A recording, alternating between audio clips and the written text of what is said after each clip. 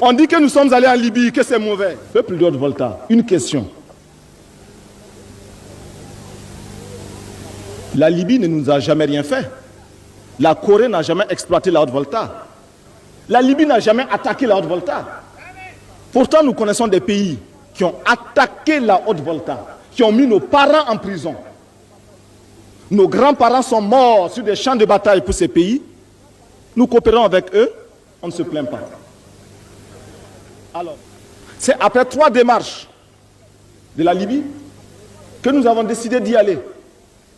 Et nous avons posé des conditions concrètes qui sont à la satisfaction du peuple voltaïque. Lorsque nous allons négocier avec certains pays, 2 millions, 3 millions de francs CFA, on en parle à la radio.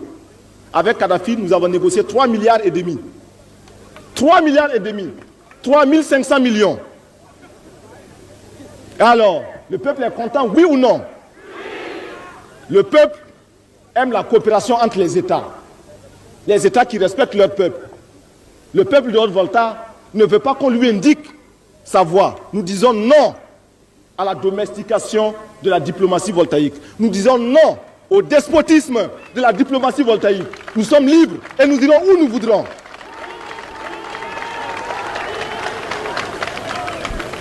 Et je vais vous dire une chose.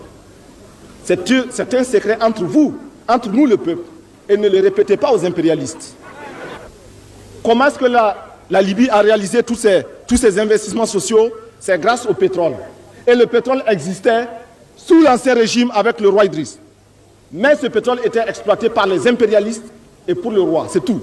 Le peuple ne bénéficiait absolument de rien. Aujourd'hui, les Libyens ont des maisons gratuitement. Ils ont les soins gratuitement. Ils ont des routes bitumées. Si demain, nous pouvions transformer la Haute-Volta comme Kadhafi a transformé la Libye, est-ce que vous seriez content, oui ou non? Donc, lorsque dans nos rapports avec les autres États, nous prenons ce qu'il y a de bon chez eux, nous ne faisons qu'appliquer une politique d'indépendance diplomatique. Nous ne faisons qu'appliquer une règle du CSP, c'est-à-dire travailler pour le peuple. Il n'y a pas de honte à se mettre même à genoux tant qu'il s'agit des intérêts du peuple. Nous sommes en train de vous parler. Nous savons que dans cette foule se trouvent des gens qui auraient bien voulu nous fusiller actuellement. Ce sont des risques que nous prenons. Mais nous n'avons pas peur parce que nous sommes convaincus que c'est pour l'intérêt du peuple. Et nous leur disons, tirez. Lorsque vous allez tirer, vos balles feront demi-tour et vous atteindront. C'est ce qui s'appelle la victoire sur les ennemis du peuple. La victoire sur les ennemis du peuple vous donne des forces nouvelles, vous donne des capacités accrues. Aujourd'hui, nous parlons avec la force du peuple.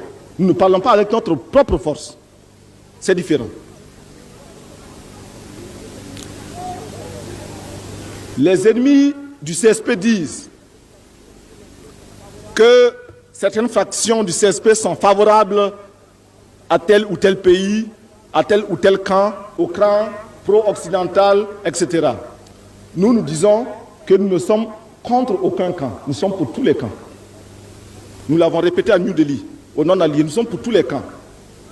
Mais nous disons également que celui qui aime son peuple aime les autres peuples.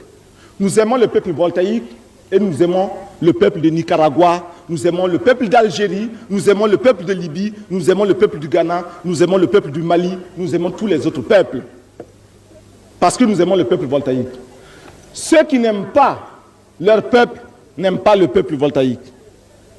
Et sachez bien que ceux qui sont inquiets actuellement à cause des transformations qui se font en Volta, ceux-là n'aiment pas leur peuple. Ils s'imposent par la dictature et par les manœuvres policières contre leur peuple. Nous ne sommes pas de cela. Il y a une différence. On nous dit que le CSP a des relations, une certaine admiration pour le capitaine J.J. Rawlings.